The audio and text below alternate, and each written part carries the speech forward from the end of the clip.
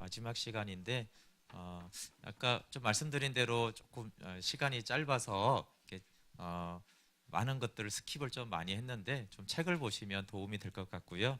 네, 이 시간에도 조금 그냥 이해할 수 있는 부분들은 좀 간단하게들 넘어가면서 하도록 하겠습니다.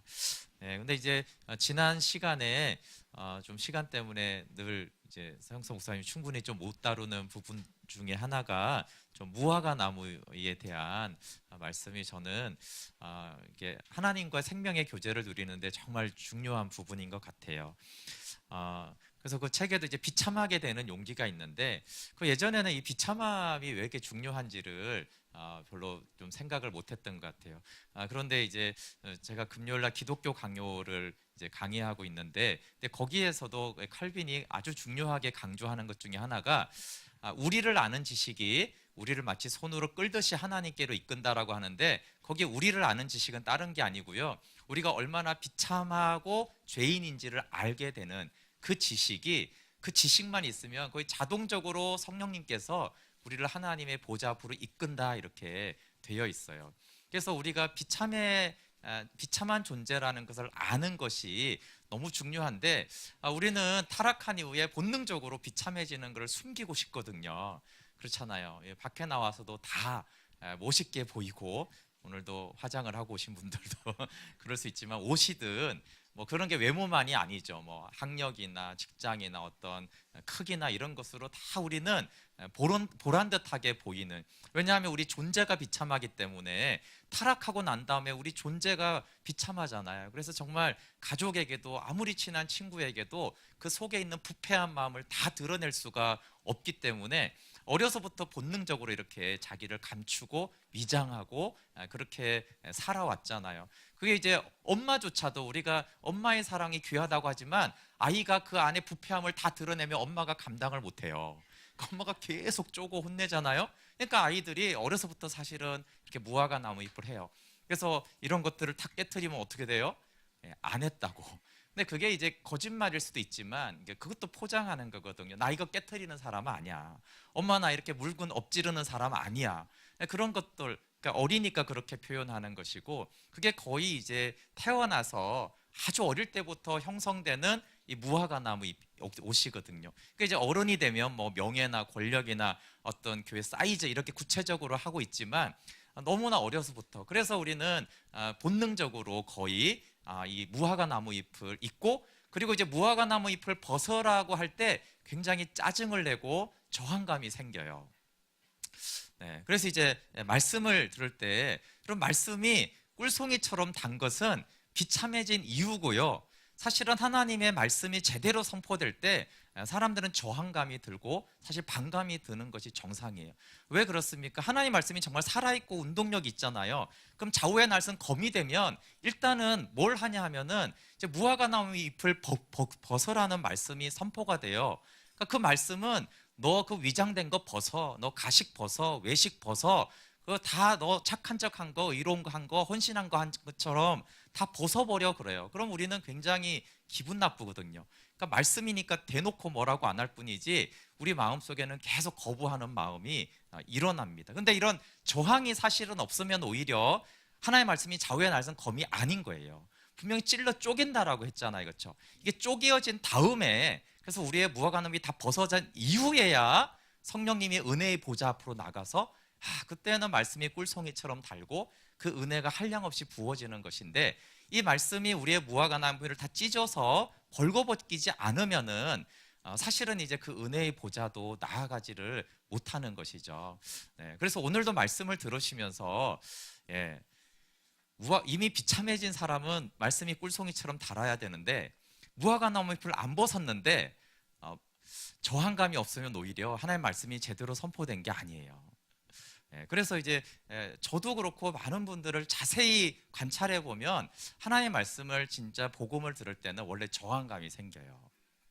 갖가지 핑계들을 댑니다. 뭐 그렇게까지 악한 것 같지는 않은데 뭐 내가 저 사람들보다 내가 그렇게 위장하고 살았을까? 그럼 저에게는 가장 어려운 것 중에 하나가 내가 아는 건데라는 거예요. 그냥 청년 때부터 계속 복음을 알아가고 그런 유의 메시지를 듣고 전하고 그랬기 때문에 어느 곳을 가도 뭐 웬만큼 알거든요. 근데 그게 사실은 무화과 나무 잎이거든요. 정직하지 않게 하는 거예요. 그래서 뭐 저 말씀은 내가 아는 건데라는 거. 근데 또 어떤 사람은 모르는 건데 뭐 이런 거 등등의 또 우리 최 목사님 막 간증을 할 때 은혜가 되는 사람도 있지만 뭐 저렇게 혼자 잘난치 하나 이럴 수 있어요.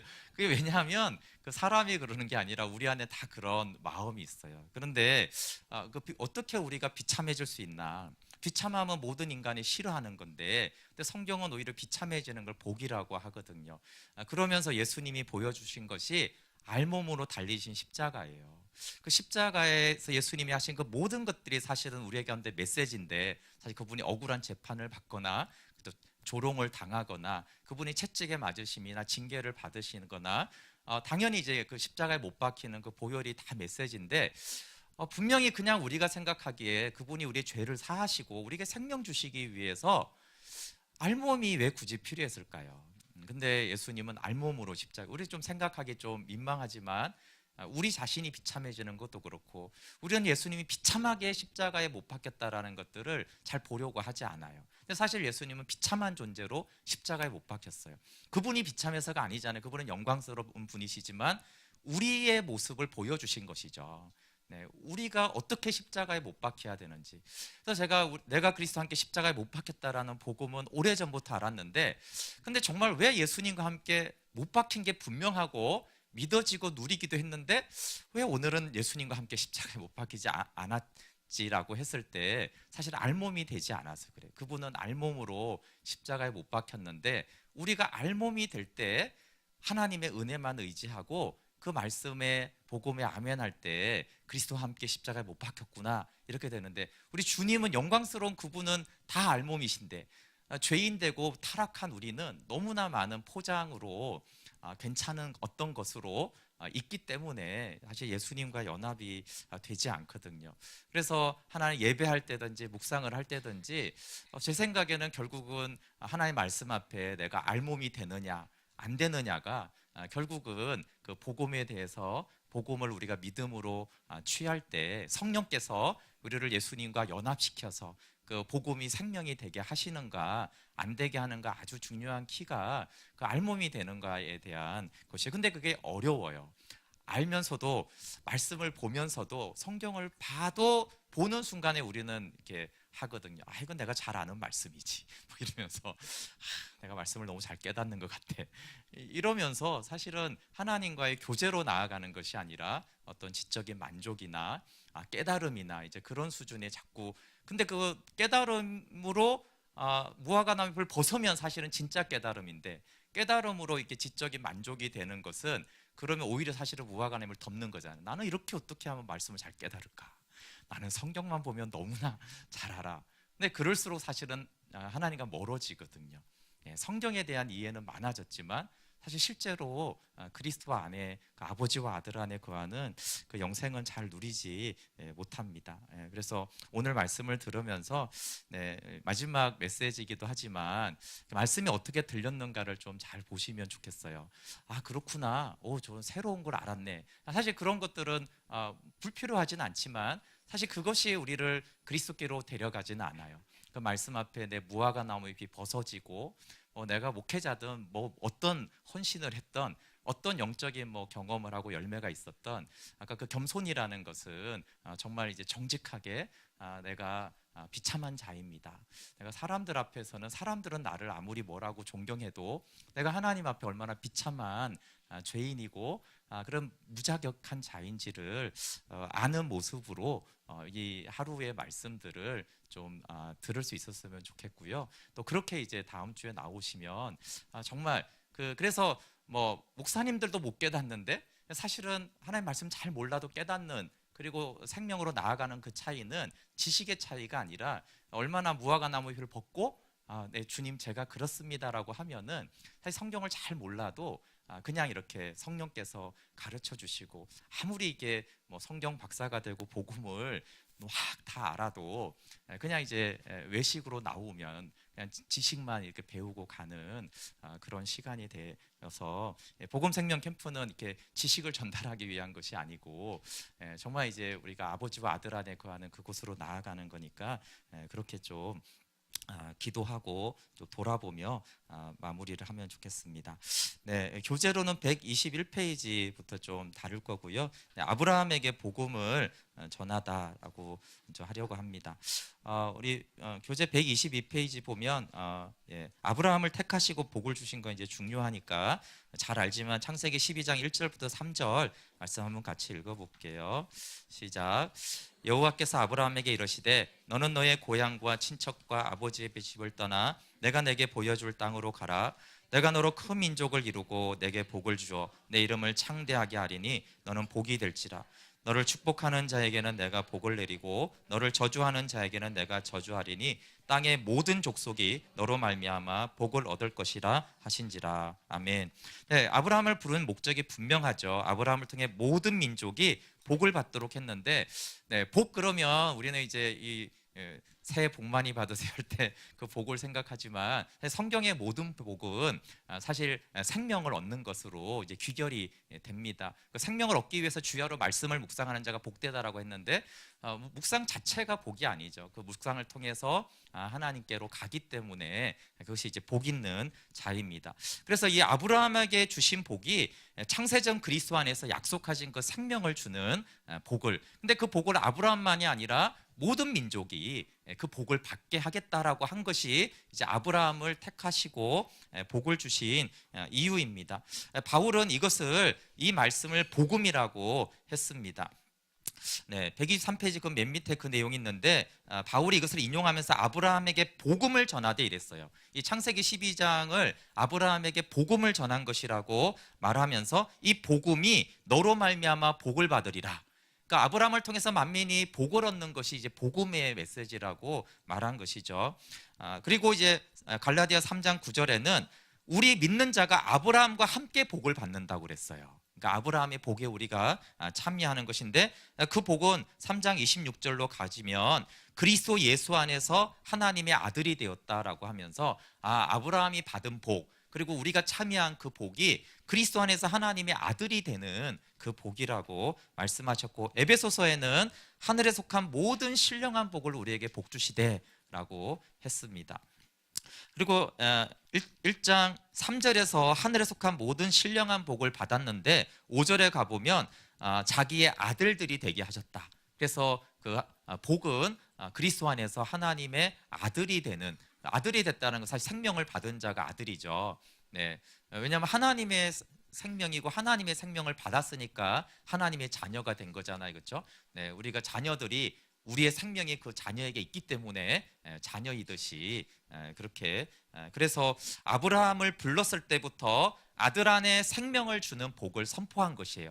그러니까 이제 아브라함 때부터 창세기 12장부터 구약 끝까지 결국은 이제 이 복을 얻고 복을 전하는 것인데, 그러니까 성경, 구약 성경 전체가 이 복음, 하나님의 자녀가 되는, 그러니까 생명 얻는 것에 대한 증거죠. 그걸 이제 예수님은 요한복음 5장에서 구체적으로 너희가 구약 성경을 상고하는데 영생을 얻기 위해서 그렇게 한다라고, 맞는 말이죠. 근데 이 구약이 나에 대해서 증거하는 것이다. 그러니까 구약이 그리스도를 증거하고 그 그리스도를 증거해서 이 아브라함에게 준 이 생명 얻게 하려는 것들을 이제 구약이 증거한다라고 예수님도 그렇게 말씀하셨습니다.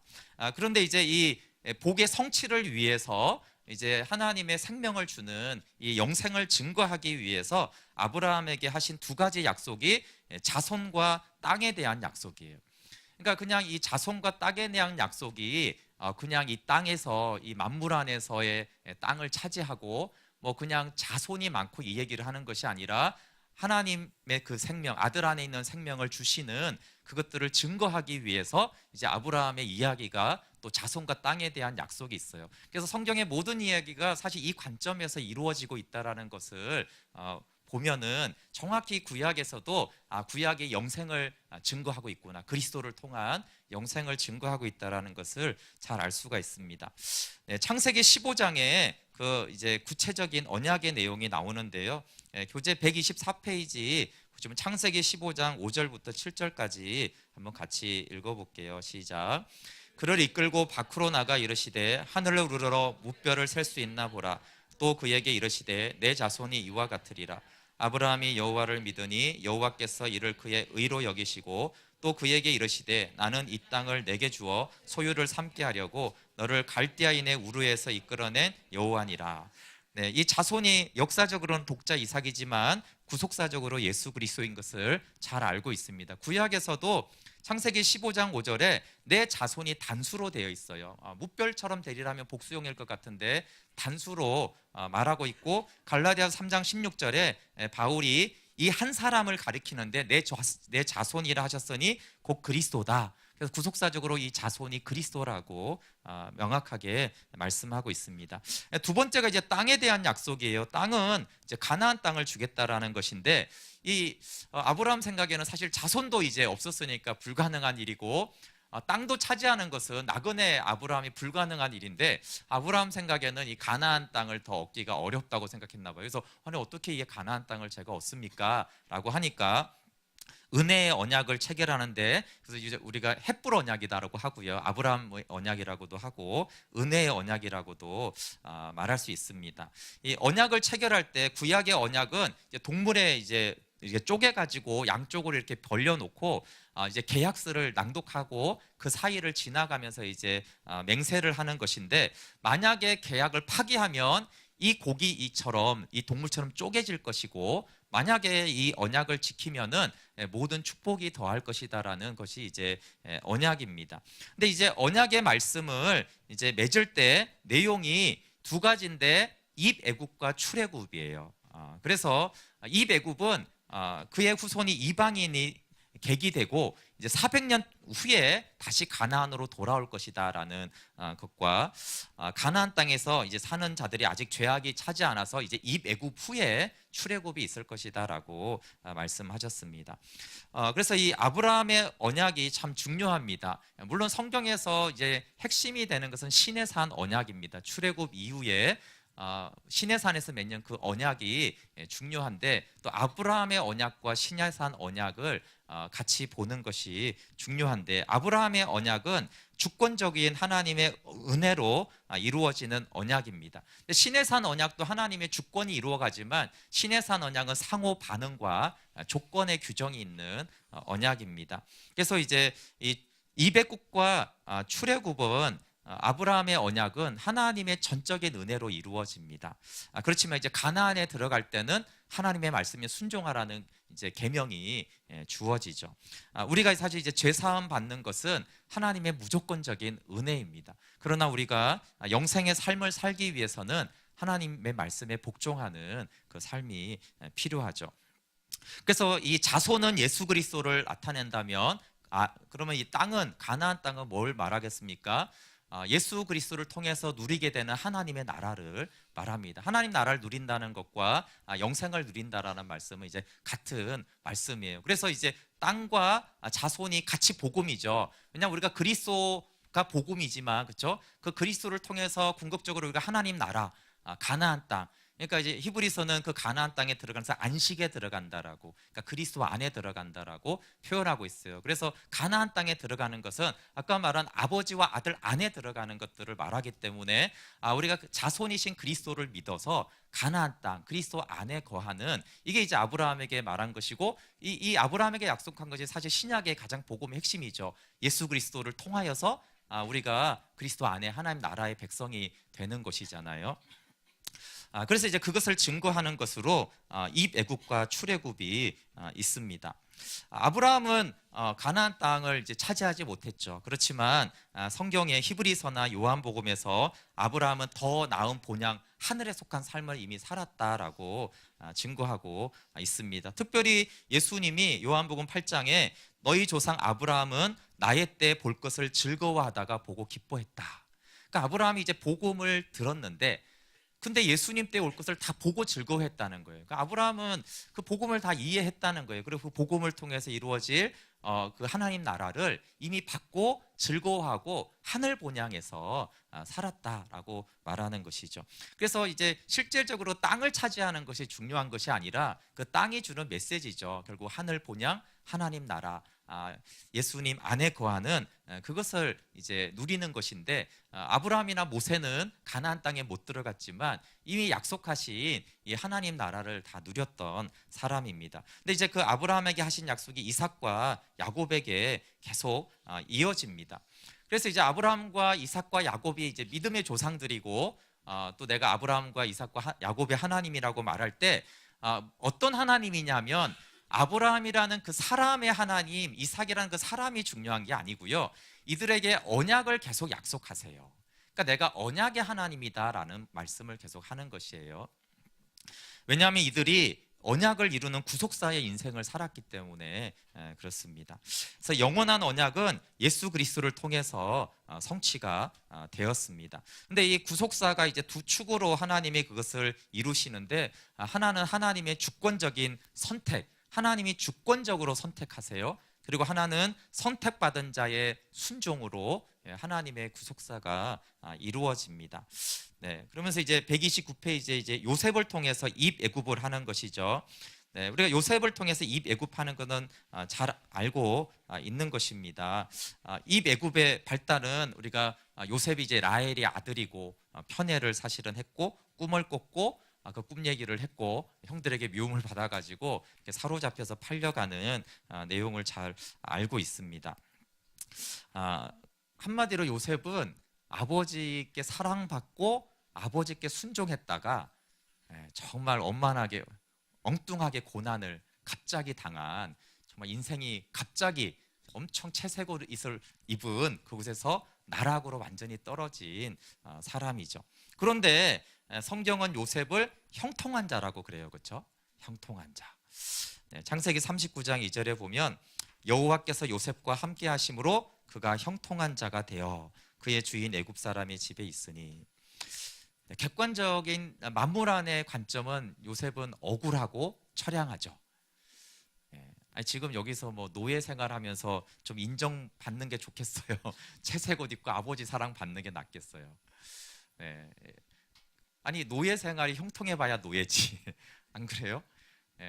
그리고 우리 그 이방이고 언어가 달라요. 그렇죠? 그러니까 그 생활이 얼마나 힘들었을지가 되는 것이에요. 그런데 성경이 요셉이 형통하다라고 하는 이유는 그가 하나님과 함께함으로 구속사를 이루어가는 사람이라는 뜻입니다.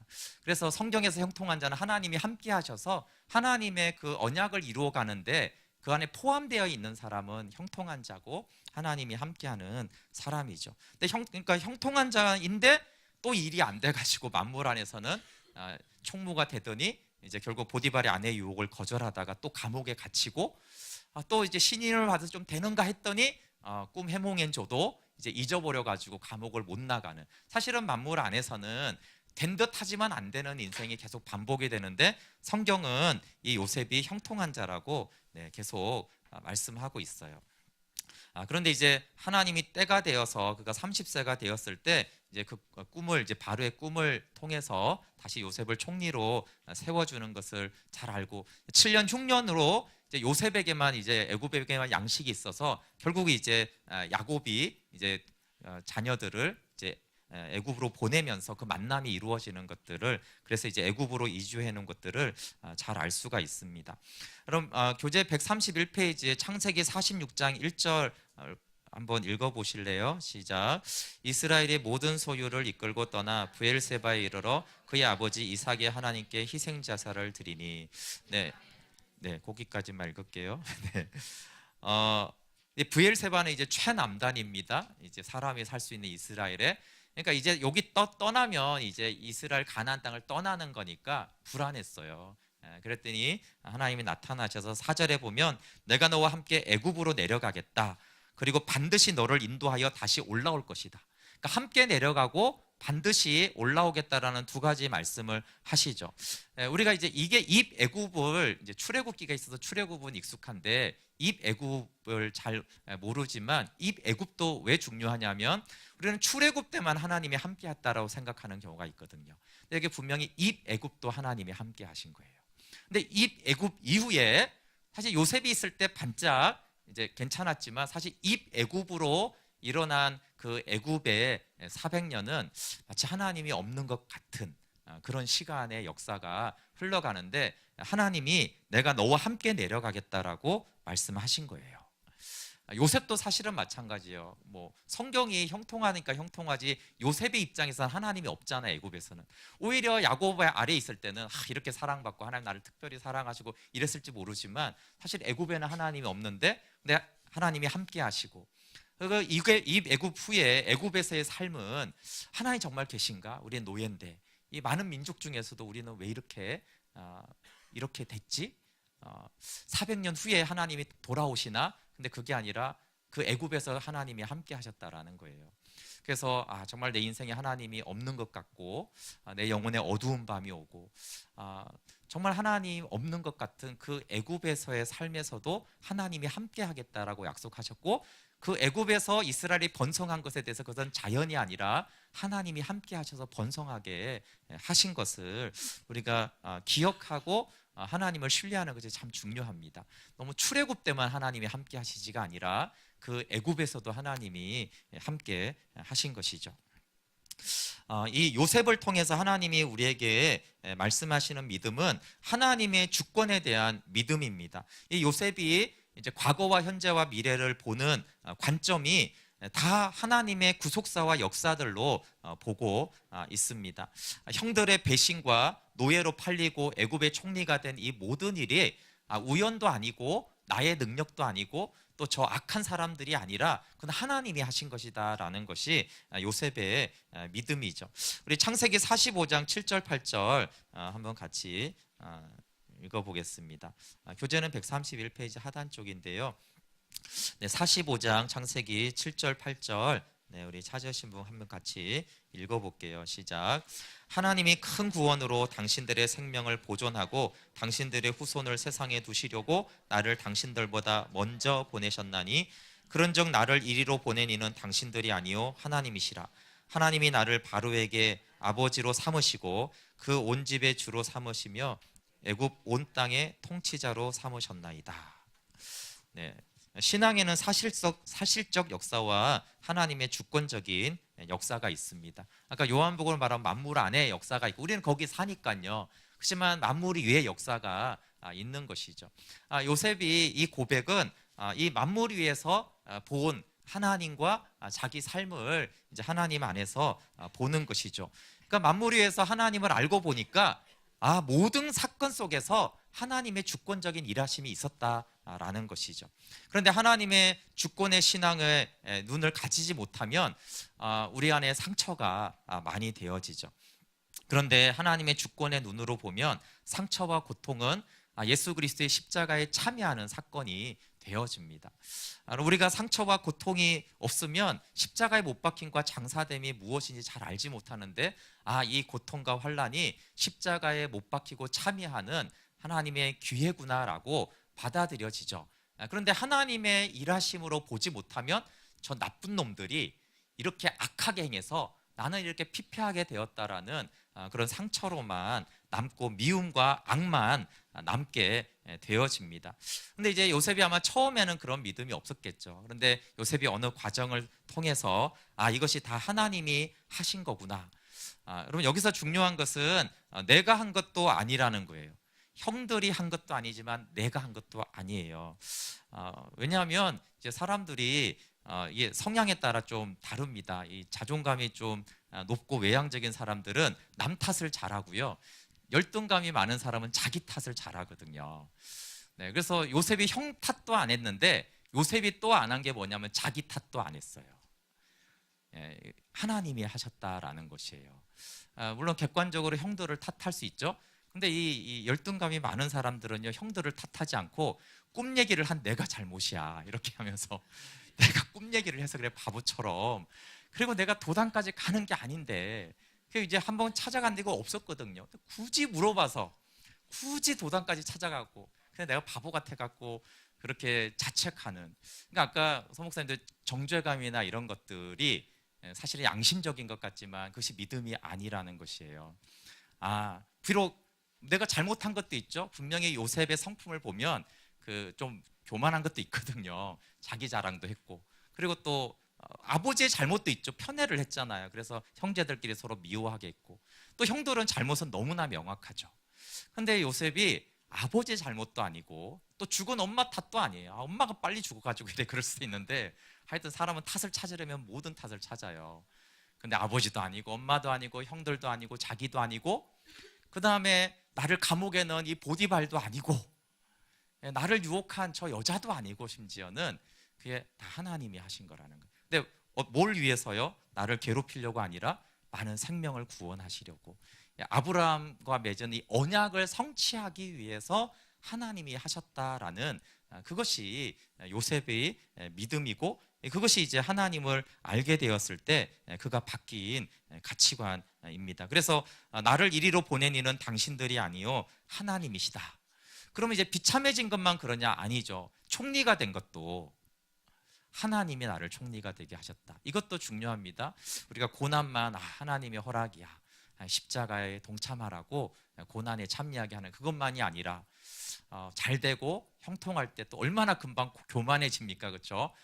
내가 이렇게 했지. 근데 요셉은 그 최고의 지위에 올랐지만 하나님이 나를 세우신 것이다.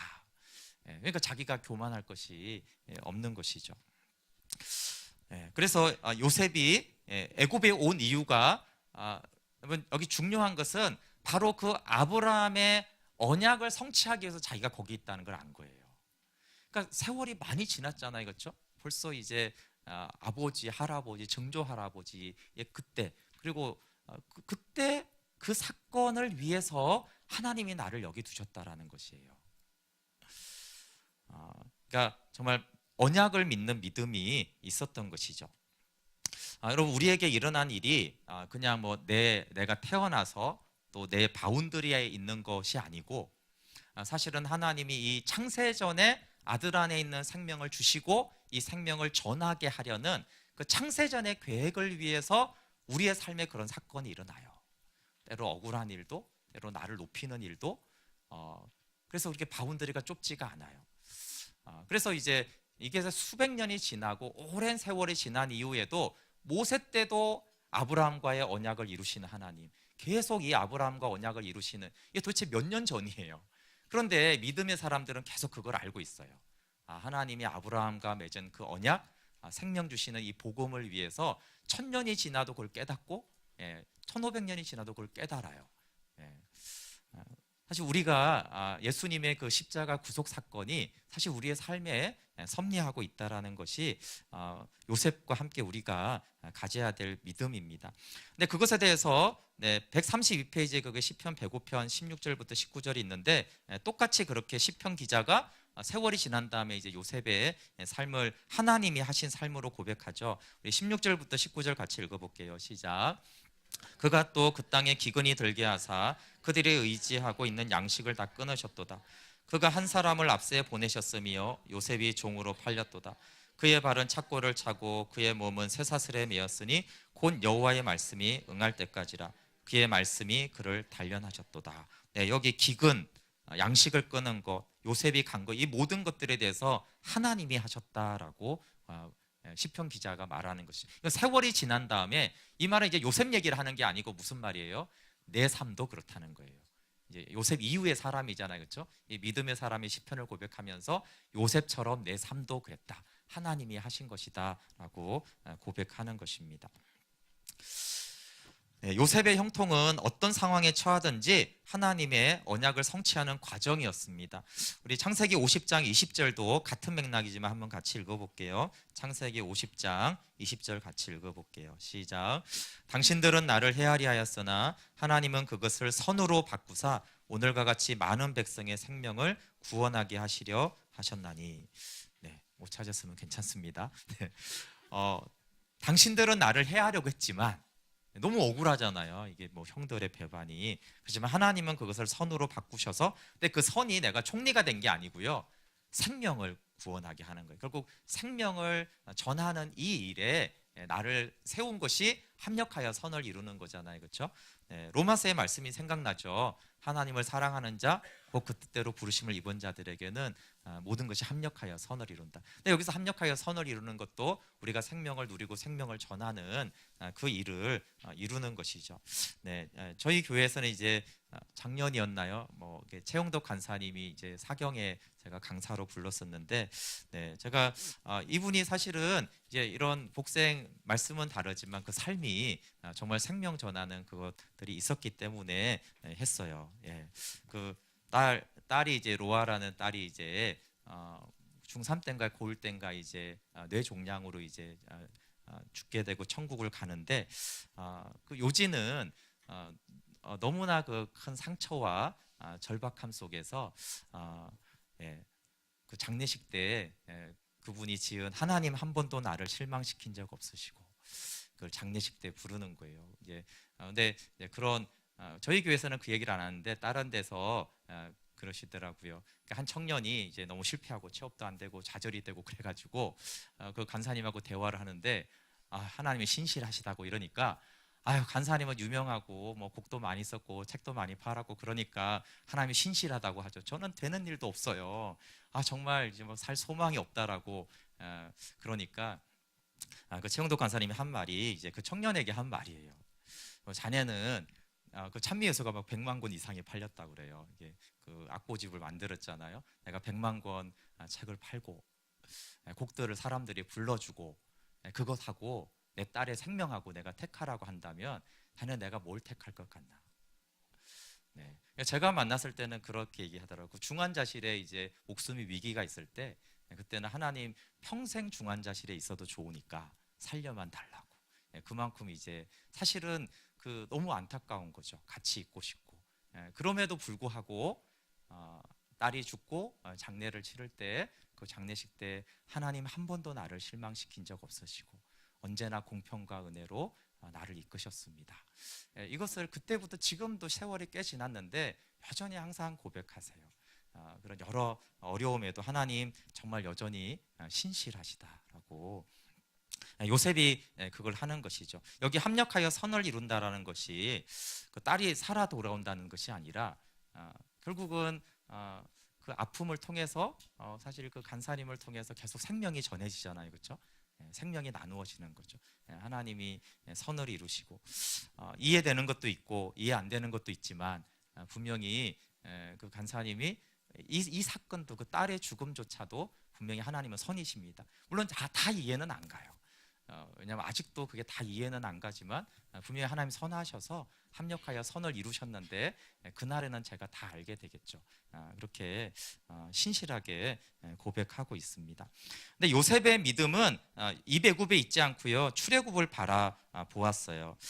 창세기 50장 24절에 보면은 요셉이 나는 죽을 건데 너희가 이제 여기를 나갈 때 내 해골을 메고 올라가라 이렇게 말을 합니다. 근데 400년이 지나고 출애굽하는 밤이 굉장히 긴박한 밤이거든요. 막 6월절 사건이 있고 굉장히 어떤 위기가 있고 그런 밤인데 그 바쁘고 많은 것을 해야 되는 밤에 모세가 요셉의 해골을 취합니다. 그리고 그냥 바로 갔으면 가서 묻으면 되는데 또 광야에 40년을 있고 가나안이 그냥 들어간 게 아니라 전쟁을 그렇게 했어야 되잖아요. 그럼 그 해골이 뭐라고? 그런데 여호수아 24장에 보면 그 요셉의 해골을 그 가나안 땅에 이렇게 딱 묻어요. 해골 얘기를 하는 것이 아니라 요셉의 믿음을 말하는 출애굽의 믿음이고, 그리고 모세가 여호수아가 그 믿음이 동일하게 있었다라는 것들을 계속 이 언약의 성취, 출애굽의 믿음이 있었다라는 것입니다. 단순히 가나안 땅에 들어가는 것을 믿은 게 아니고요, 요셉이 아브라함과 약속한 입애굽과 출애굽을 믿고 있었다라는 거예요. 근데 그것을 히브리서 기자는 우리가 아는 요셉의 그런 놀라운 믿음이 아니라 히브리서 11장 22절에 보면 이스라엘에 떠날 것을 출애굽을 말하면서 자기 뼈를 위하여서 명한 것을 요셉의 믿음이라고 그래요. 그럼 무슨 믿음이에요? 결국 헷불 언약, 아브라함의 언약을 믿었던 믿음이에요. 그래서 요셉의 마음은 총리도 아니고 감옥도 노예도 아니고요.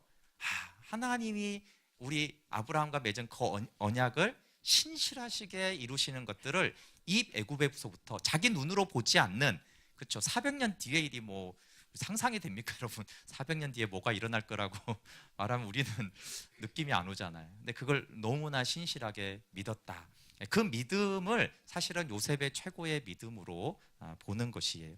언약을 믿는 믿음이 온전한 믿음입니다. 그래서 우리의 믿음도 우리가 요셉처럼 뭐 고난 당할 수도 있고 요셉처럼 뭐 총리가 될 수 있겠죠. 근데 그것을 성경이 궁극적인 믿음이라고 하지 않아요. 하나님이 그렇게 하셨어도 그건 어떤 과정 중의 믿음이고, 결국은 하나님과의 언약을 요셉이 믿었다. 그게 믿음의 사람의 진짜 믿음이다라고 하는 것이에요. 그래서 우리 인생에서 뭐 고난도 있고 형통함도 있고, 그게 물론 좀 하나님의 은혜죠. 총리 되고 입싹 닦으면 안 되겠죠. 근데 정말 우리의 믿음은 아들을 통해서 생명 주신 그 믿음이 궁극적인, 성경에서 하나님이 우리의 믿음을 딱 할 때 우리가 뭐 총리가 되고 병이 낫고 교회 크게, 이게 아니라 네가 이 아들을 통해 준 생명을 믿었고 거기에 참여했구나. 이게 이제 생명책에 기록되는 믿음이죠. 왜냐하면 성경이 이제 진리니까 그것이 우리가 하나님께 받을 마지막 평가입니다. 14강 거기 137페이지에 여호와로 자기를 계시하시다. 이제 입애굽이 있었으니까 출애굽이 있죠. 1장 1절은 이제 입애굽부터 시작되면서 입애굽과 출애굽이 연결되어 있고, 이것이 이제 아브라함의 언약의 하나이기 때문에 이것을 함께 하는 것이에요. 그래서 입애굽과 출애굽이 분리되지 않습니다. 우리가 잘 아는 대로 이제 모세가 이제 40세까지는 아주 이제 비록 어렵게 태어났지만 왕자로서 모든 지혜와 능력을 다 배운 것들을 잘 알고 있습니다. 그러다가 이제 40세 때 이제 이 민족을 좀 구원해야겠다 이렇게 나섰다가 오히려 이제 배신을 당하게 되어집니다. 누가 모세를 지도자와 재판관으로 삼았는가라고 했을 때 출애굽기 2장 11절에 보면은요, 창세기부터 계속 성경에서는 이제 주체가 누구인가가 굉장히 중요합니다. 근데 2장 11절에 출애굽기 보면 모세가 이렇게 돼요. 모세가 장성한 후에 자기들에게 나가서 그들이 고되게 노동하는 것을 보더니 어떤 애굽 사람이 한 히브리 사람 곧 자기 형제를 치는 것을 본지라, 이렇게 돼 있어요. 그러니까 요셉이 보고 또 보고 이렇게 구원자 역할을 하려고 한 것이에요. 여러분, 하나님이 모세에게 출애굽의 사명을 주신 것은 분명합니다. 근데 하나님이 주신 사명인데도 불구하고, 하나님이 하라고 한 것인데도 불구하고 보는 주체가 내가 될 때는 실패합니다. 이것이 이제 모세의 실패를 통해서 하나님이 우리에게 하시는 말씀이죠. 사명을 이루는 때와 방법은 모세에게 달려있지 않고 하나님에게 달려있는데, 그것을 보는 주체가 모세냐 하나님이냐 이렇게 갈라집니다. 그럼 우리가 복음을 전하고 생명을 살게 하고 또 모든 민족에게 복음을 전할 때도 이것이 정말 합당한 사명이죠. 교회를 세우는 것도. 그렇지만 보는 주체가 내가 되고 내가 내 때 내 방식으로 하려고 하면 이렇게 모세처럼 거절당하고 실패하게 되어집니다. 근데 40년 후에 우리가 하는 80세가 되었을 때는 보는 주체가 완전히 바뀝니다.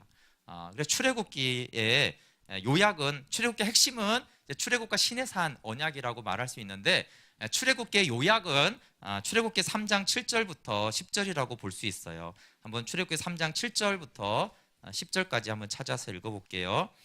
전체 이제 요약이죠. 이렇게 서론에 이렇게 요약을 하고 쭉 출애굽기를 풀어가거든요. 근데 여기서 이제 가장 좀 읽으면서 보실 것은 누가 주체인가예요. 누가 주체인가. 3장 7절부터 10절 같이 읽어볼게요. 시작. 여호와께서 이르시되 내가 애굽에 있는 내 백성의 고통을 분명히 보고 그들의 감독자로 말미암아 부르짖음을 듣고 그 근심을 알고 내가 내려가서 그들을 애굽인의 손에서 건져내고 그들을 그 땅에서 인도하여 아름답고 광대한 땅, 젖과 꿀이 흐르는 땅, 곧 가나안 족속, 헷 족속, 아모리 족속, 브리스 족속, 히위 족속, 여부서 족속의 지방으로 데려가려 하노라. 이제 가라. 이스라엘 자손의 부르짖음이 내게 달하고 애굽 사람이 그들을 괴롭히는 학대도 내가 보았으니 이제 내가 너를 바로에게 보내어 너에게 내 백성 이스라엘 자손을 애굽에서 인도하여 내게 하리라. 아멘. 네, 여기서 이제 40세 때 모세는 모세가 보고 모세가 행하였는데 80세 때 모세는 하나님이 보고 하나님이 하시는 이런 일에 모세가 그냥 참여하는 거예요. 순종하는 것이죠.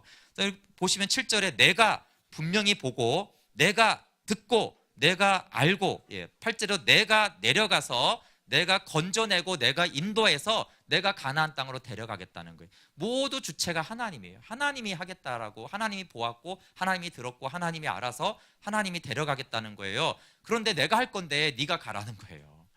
네, 이 주체가 순종이 관계가 분명하죠. 9절에도 내가 보았으니까 10절에도 내가 너를 보낸다. 보신 분도 하나님이시고 보내는 분도 하나님이세요. 그렇죠? 그래서 보냄을 받아서 순종해서 모세가 가는 것이에요. 그래서 출애굽기를 전체를 볼 때 이 관점을 높이면 모세가 주인공인 줄 알아요. 그 이제 모세가 우상화되는 것이죠. 아니죠. 하나님이 주체가 되어서 출애굽기 전체 이 애굽도 요셉이 한 게 아니라 하나님이 요셉을 통해서 이 애굽을 시킨 것이고 하나님이 모세를 통해서 출애굽을 시키는 것이에요. 전체가 하나님이 주체가 되고 모세가 통로가 되는 것뿐이라는 것을 봐야 되는데 이 주체를 우리가 알지 못하면 모세가 훌륭해서 모세 같은 사람이 있어야지. 아니죠. 하나님이 모세를 불러야지, 하나님이 하셔야지 되는 것이죠. 근데 모세는 이게 명확하게 되었어요. 80세 때는. 40세 때는 이게 안 돼가지고 실패했잖아요. 그렇죠?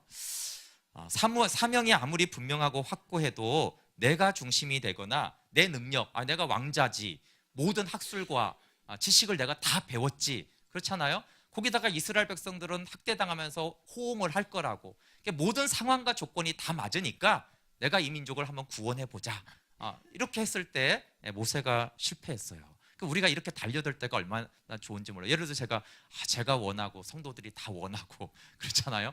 제가 능력이 있어요. 그럼 뭐 교회 하지. 그럼 망한다고 돼 있어요. 그렇죠? 그게 아니고 80세 때 나는 무능하고 나는 능력도 없고 나는 이제 왕자도 아니고 그렇잖아요. 목동 돼가지고 뭐 그냥 나그네일 뿐이고 뭐 나를 따르는 사람도 없고 내가 뭐 사람이 있나 뭐가 있나 아무것도 없고 하나님도 나를 버리셨는데, 그런데 하나님이 보시고 하나님이 하겠다고 하시고 하나님이 하시니까 어떻게 돼요? 출애굽이 되잖아요. 모든 조건이 안 맞는데 하나님이 보시고 하나님이 하시면 그 안에 들어가면 되는 것이고, 모든 조건과 상황이 다 돼도 내가 하겠다라고 하면은 하나님이 실패하게 하시는 것이고, 이것이 사실 우리가 가장 실패하는 요인 중에 하나인데, 근데 정말 은혜는 뭐냐 하면요, 모세가 그렇게 실패했잖아요. 그럼 하나님이 그래 넌 모세는 실패자야 이렇게 하지 않은 거예요. 모세가 실패해서 하나님의 뜻이 실패했나? 그렇지 않아요. 그 실패한 모세를 다시 들어서 결국은 모세를 통하여서 이 출애굽을 이루시잖아요. 그게 은혜죠. 우리가 몰라서 때로는 어리석어서 우리가 주체가 돼서 뭘 해서 실패했어요. 그러면 우리는 나는 안 돼, 하나님 나 같은 자 안 쓸 거야 그러는데 하나님 그 실패한 모세를 또 쓰시죠.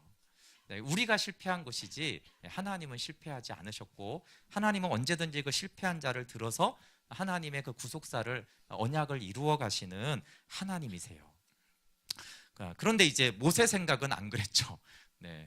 모세는 나는 실패자기 때문에 나는 안 돼, 그 얘기인데 그렇지만 이제 출애굽기 2장 24절 한번 찾아서 읽어보실래요? 24절 25절 이 말씀도 굉장히 중요합니다. 출애굽기 2장 24절 25절 읽어볼게요. 시작.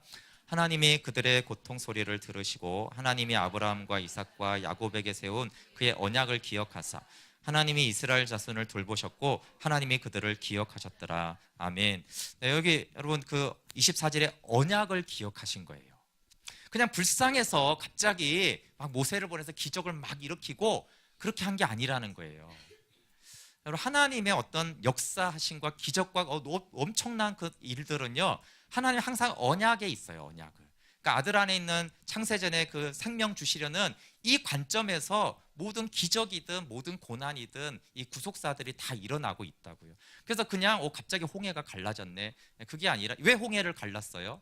언약을 기억하셨어요. 누구와의 언약이요? 아브라함과의 언약. 그 언약을 하나님 얼마나 신실하게 이루어 가시는지 몰라요. 그래서 이제 하나님이 신실하시다는 거예요. 개인으로 봤을 때는 때로는 하나님이 없는 것 같고 고난도 있고, 그런데 성경을 보면 하나님이 너무너무 신실하셔서 아브라함과 한 그 언약을 얼마나 신실하게 이루어가는지 몰라요. 그래서 백성이 부르짖으니까 응답하기 위해서 갑자기 불쌍하니까 가서 도와줘야지, 그게 아니에요. 아브라함과 언약을 기억하셔서 그래 내가 그 언약을 이루어야지 하시고, 그 언약 안에서 백성의 부르짖음을 들으시고 이제 모세를 보내서 건지시는 것입니다. 그래서 여러분, 성경의 언약이 너무 중요하고, 개인적으로는 하나님이 우리의 부르실 때 그 언약을 기억하는 것이 중요해요. 하나님 그 부르심을 잊지 않으시기 때문에 그래요. 지금 뭐 잊어버린 400년이 지났으니까 하나님이 언약을 잊어버리셔서 그렇게 다 생각하지 않겠어요. 근데 하나님이 잊어먹지 않으시고 그 언약을 기억하시고 또 그들의 부르짖음과 고통을 또 기억하셔서 그 고난에 동참해 주셨습니다. 80세 우리는 모세는 잘 이제 알고 있습니다. 모세가 5번이나 이 소명을 거부합니다. 우리 3장 11절 한번 읽어볼게요. 출애굽기 3장 11절 시작. 모세가 하나님께 아뢰되 내가 누구이기에 바로에게 가며 이스라엘 자손을 애굽에서 인도하여 내리까. 내가 누구이기에, 이것은 굉장히 화가 난 표현이죠. 그래서 내가 누구간데 라고 하면서 사실은 하나님께 굉장히 반항하는 도발적인 표현입니다. 그가 40세 때 이 실패가 얼마나 큰 데미지를 입혔는지를 알 수가 있습니다. 내가 40대 때 열정도 있고 능력도 있고 그럴 때 하나님이 일하시지 않았냐? 그에 대한 불만에 대한 표현이죠. 근데 하나님의 대답이 참 놀랍습니다. 내가 누구이기에 이렇게 말했으면 네가 누구니까 이렇게 대답해야 될 것 같은데 그렇게 대답하지 않으세요. 하나님 대답은 12절이도 같이 읽어볼게요. 시작. 하나님이 이르시되 내가 반드시 너와 함께 있으리라. 내가 그 백성을 애굽에서 인도하여 낸 후에 너희가 이 산에서 하나님을 섬기리니 이것이 내가 너를 보낸 증거니라. 그럼 하나님 제가 누군데 그걸 하겠습니까? 그러면 누구긴 누구예요? 실패자죠. 못하죠. 그러니까 사실 누구냐에 대해서 대답해 줄 이유는 없어요. 대답해 봐야 안 되는 인간이지 뭐 그거밖에 뭐가 있겠어요. 그래서 하나님은 그거에 대답하지 않으시고 내가 너와 함께하리라로 대답하시죠. 하나님이 함께 하면은 우리가 누구인지 중요하지 않아요. 그러면 하나님이 실제로 너무 똑똑한 사람도 쓰시고 바보도 쓰시고, 그렇죠? 유능한 자도 쓰시고 무능한 자도 쓰시죠. 왜 그래요? 그 말은 우리가 누구인지는 중요하지 않다는 거예요. 하나님이 함께 하시고 하나님이 보시고 행하시면 그것으로 됩니다. 그래서 우리도 이 질문 많이 하잖아요. 하나님 제가 누군데? 제가 무엇인데? 뭐 선교사가 아니라 교사만 맡아도 주님 제가 누군데? 막 그러잖아요. 우리는 자꾸 우리가 누군데를 묻는데 하나님은 그게 대답 안 하세요. 내가 함께 할 거야. 그러면 사실 되는 것이죠. 과거도 현재도 중요하지가 않습니다. 부름받은 자는 내가 준비되고 보란듯 해야 자격이 있다고 생각하지만 진짜 부름받음을 아는 사람은 자기에 대해서 묻지 않고 하나님을 물어요. 하나님 누구십니까? 하나님 나와 함께 하시겠습니까? 그러면 제가 가겠습니다. 그렇게 하는 것이죠. 그래서 이제 모세는 하나님의 이름을 물어요. 그래도 모세가 좀 똑똑한 것 같아요. 내가 누구인가 계속 묻지 않고 바보 같으면 계속 내가 누군지 왜 대답 안 하세요? 이럴 텐데 그렇구나. 하나님이 함께 하시면 되지. 그러면 하나님은 누구세요? 이러는 거예요. 이것도 참 중요합니다. 그죠? 하나님이 함께 한다는데 그럼 그 하나님은 누구인가? 그래서 우리가 이 캠프를 하는 이유가 뭐예요? 그냥 무조건 하나님 믿는 게 하나님 누구십니까? 그러니까 어떤 하나님을 내가 따라야겠습니까? 어떻게 하나님은 어떤 하나님으로 나와 함께 하십니까? 그 사실은 묻는 거 굉장히 중요하죠. 그래서 하나님이 예외적으로 정말 놀랍게 하나님의 이름을 계시하는 것이 14절에 있어요. 같이 한번 14절 읽어볼게요. 시작. 하나님이 모세에게 이르시되 나는 스스로 있는 자이니라. 또 이르시되 너는 이스라엘 자손에게 이같이 이르기를 스스로 있는 자가 나를 너에게 보내셨다 하라. 아멘. 140페이지 보면 이 스스로 있는 자는 이제 의역을 한 것이죠. 야훼 하나님에 대해서 나는 이다 이렇게 이제 번역이 되는데 나는 나다 그런데 이제 의역을 한 것입니다. 하나님의 자기 계시가 야훼로 나타납니다. 하나님이 이전까지 이름을 계시한 적이 없죠. 그 이전에 이제 권능의 신이라는 엘로힘, 뭐 준비하시는 여호와 이레, 승리하시는 여호와 니시, 이건 다 사람이 하나님께 붙인 이름이 인 것이고 하나님 편에서 나는 내 이름이 이렇다라고 계시한 적은 없으세요. 왜 그러냐 하면 이름이라는 것은 그 본질이 규정되고 한정된 존재물에만 이름을 붙일 수 있기 때문에 그래요. 예를 들어서 이게 컵이면 컵이라고 할 때 이건 컵으로 제한되는 것이에요. 근데 규정하는 것이죠. 뭐 다른 것에다 이걸 이제 컵이라고 하면 안 되는 거예요. 그래서 이름을 붙일 때 그래서 명확해지지만 동시에 규정이 되고 한정이 되는 것인데 왜 하나님이 이름을 계시할 수 없냐면 하나님은 무한하시고 규정되지 않는 분이시기 때문에 원래는 이름이 없으시고 이름을 계시할 수가 없는 것이에요. 근데 이제 우리 인간을 위해서 은혜로 이름을 계시하시면서 계시한 그 이름이 뭐냐 하면 나는 존재다라는 거예요. 존재물이 아니고 나는 규정되지 않는 만물의 영원한 하나님이다라는 뜻으로 야훼 하나님을 계시하십니다. 나는 이다라는 것이죠. 나는 나다. 그래서 이제 발음을 정확히 우리는 알 수 없는데 그걸 이제 여호와라고 했는데 뭐 또 그 뒤는 야훼일 것이다라고 그렇게 말합니다. 그래서 야훼는 이름 없음을 계시하신 하나님의 이름입니다. 근데 이 야훼 동사의 야훼의 동사가 하야인데 이 하야가 존재하다, 생성하다, 작용하다라는 뜻이 있어요. 그래서 항상 현재로 존재하시며 하나님은 생성하시고 작용하시는 살아계신 하나님임을 나타내셨습니다. 근데 이제 여기 또 중요한 것은 요한복음 8장 28절에 보면 이 말씀을 이제 이사야 말씀을 또 인용하면서 내가 그인 줄을 알고라고 했을 때 이게 나는 이다라는 야훼 하나님을 예수님이 자신에게 말씀하셨어요. 제가 아까 기독교 강요를 하면서 칼빈이 특별히 이런 부분들을 굉장히 자세하게 많이 말을 했더라고요. 그러면서 예수님이 바로 구약에서 말한 그 여호와다 이렇게 이제 칼빈이 쭉 정명을 해내고 있어요. 야훼가 이제 나는 이다로 계시하신데 예수님이 바로 그리스도가 여호와인 것을. 그래서 칼빈이 성경에서 그냥 하나님이라는 여호와라는 그런 단어나 말이 나올 때 성부 하나님으로만 하면 안 된다는 거예요.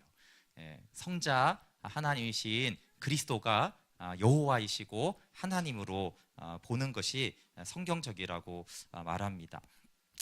그래서 이 하나님의 이 자기 계시가 이제 구약에서 우리가 자꾸 성부 하나님의 역사로만 보면 안 되고 성부 하나님과 그 아들의 역사입니다. 그렇게 이제 모세를 통해서 출애굽을 합니다. 그럴 때 이제 계속해서 이제 보낼 만한 자를 보내소서라고 하는데 뭐 하나님이 이제 계속적으로 기적을 보이시며 모세를 보입니다. 그러면서 이제 모세가 이제 애굽으로 향할 때 우리 출애굽 4장 20절 말씀 보고 말씀 좀 마무리하겠습니다. 4장 20절 말씀 같이 읽어볼게요. 시작. 모세가 그의 아내와 아들들을 나귀에 태우고 애굽으로 돌아가는데 모세가 하나님의 지팡이를 손에 잡았더라. 아멘. 네, 굉장히 이제 씨름을 많이 하잖아요. 뭐 5번씩 거절하면서 안 된다, 뭐 입이 뻣뻣하고 뭐 안 된다 이렇게 하는데 이제 하나님이 어떤 분이신 줄 알고 하나님 또 내가 창조자다라고 하시고 그럴 때 이제 모세가 그렇구나 그러면서 내가 누구간데라는 것들을 이제 접고 이제 하나님의 이름으로 가게 되어집니다. 여기 이제 20절에 보면은 모세가 하나님의 지팡이를 손에 잡았더라. 이것이 이제 모세가 바뀐 것을 보여주고 있습니다. 이 모세의 지팡이잖아요, 그렇죠? 모세의 지팡이인데 이후로 이 지팡이는 하나님의 지팡이에요. 그래서 내가 누구간데가 아니라 하나님이 함께하는 것이 이제 되었기 때문에 이제 모세가 가진 것이 이제 하나님의 가진 것이 된 것입니다. 그럼 이 지팡이는 사실은 초라함의 상징이에요. 그렇지 않습니까? 왕자일 때 그 말타는 칼과 창이 어떤 힘 있고 지혜 있고 능력 있는 것이라면 사실 이 지팡이는 목동의 상징이잖아요. 그것도 자기 양도 아니고 장인의 양이에요. 비참함의 상징인 초라함의 상징인 무능함의 상징인 이 지팡이잖아요. 이게 목동을 뜻하는. 근데 이 초라함의 상징이 이제 하나님의 지팡이가 되면서 우리가 알지만 이 지팡이로 홍해가 갈라지고, 그렇죠? 하나님이 하시는 거지만 이 지팡이를 툴로 쓰시잖아요. 네, 그것이 우리의 무능한 그 연약함, 나의 비참함의 상징, 나의 실패의 상징이 하나님 안에 들어갔을 때 이것이 오히려 하나님의 능력의 도구로 하나님이 우리를 세워주십니다.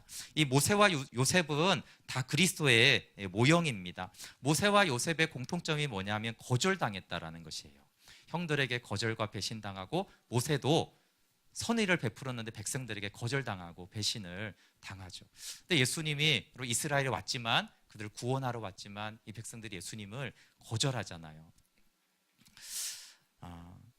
그런데 이 백성에게 거절당하고 광야로 간 이 모세를 통해서 하나님이 구원을 이루시죠. 이 모세를 통해서 이스라엘이 출애굽과 언약을 맺잖아요, 그렇죠? 근데 예수님이 하나님 그리스도를 통해서 죄 사함의 은혜와 생명을 주세요. 그래서 이 출애굽과 언약은 죄 사함과 생명 얻는 것으로 예표가 되어집니다. 요셉을 묵상할 때도 모세도 사실은 마찬가지인데, 그럼 누가 은혜를 받냐 하면 요셉과 모세를 거절하고 배신한 자들이 은혜를 입어요. 요셉을 제가 생각할 때도 요셉을 통해서 모든 사람이 이제 은혜를 입는데, 그 중에서 가장 은혜를 많이 입는 것은 요셉의 형들이에요. 그걸 생각할 때 정말 하나님의 은혜가 우리가 알게 되어지죠. 근데 신약에도 그런 예가 구체적으로 있는데, 사도 바울이, 그쵸? 하나님이 모든 사람을 구원하시고 사랑한 거는 우리가 이해가 되잖아요. 그러면 그래도 순서는 좀 둬야 되는 거 아니에요? 교회를 박해한 나쁜 놈은 조금 구원은 하지만 은혜는 좀 덜 줘야 되고, 충성한 사람은 그래야 될 것 같은데, 참 희한해요. 그렇게 예수 그리스도를 네가 나를 왜 박해하느냐? 예수님 직접 말씀했잖아요. 그 박해자에게 어쩌면 뭐 이거는 비교할 건 아니지만 베드로보다도 더 큰 은혜를 주시잖아요. 그 이해되지 않지 않아요?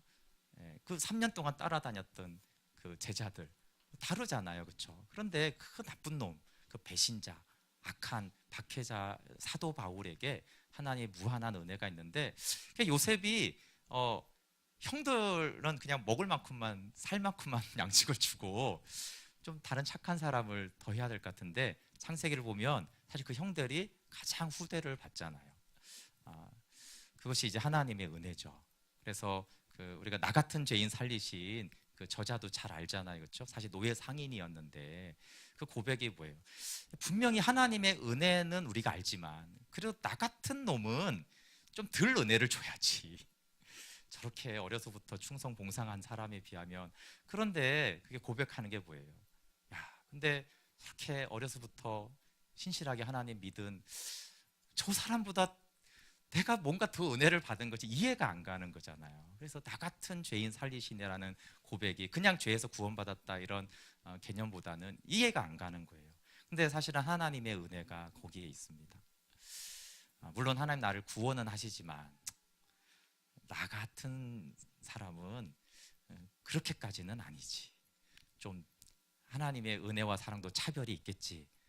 좀 신실하고 훌륭하고 그런 사람에 비하면 나는 실패자고, 나는 죄도 많고, 나는 하나님 배신도 했으니까 그렇게 사실은 생각을 하지만, 모세도 그렇고요. 거절한 그 백성들을 다시 모세가 찾아가서 구원하는 거잖아요. 그걸 보면은 하나님이 정말 은혜의 하나님이시고, 정말 바울이 그래서 죄가 더한 곳에 하나님의 은혜가 더 넘친다라는 그 말씀이 신약에만 있지 않고 사실 구약의 면면에 흐르고 있는 하나님의 은혜입니다. 이 은혜에 좀 감사하면서 우리 어떤 모습으로 왔을지라도, 말씀을 잘 깨닫지 못할지라도 하나님 우리를 사랑하시는 그 은혜가, 또 하나님이 지금까지 지내온 그 모든 삶 속에 하나님의 주권적인 손길이 있다는 것을 요셉처럼 믿음으로 바라보면 좋겠습니다. 제가 기도하고 이제 마치도록 하겠습니다. 하나님 감사합니다. 때로 힘들고, 요셉도 애굽에서, 모세도 광야에서 얼마나 때로는 의문도 들고 상처도 있고 실망도 했겠습니까? 그런데 요셉과 모세를 통해서 하신 주님의 그 놀라운 은혜와 생명의 역사, 언약을 이루시는 하나님을 찬양할 수밖에 없습니다.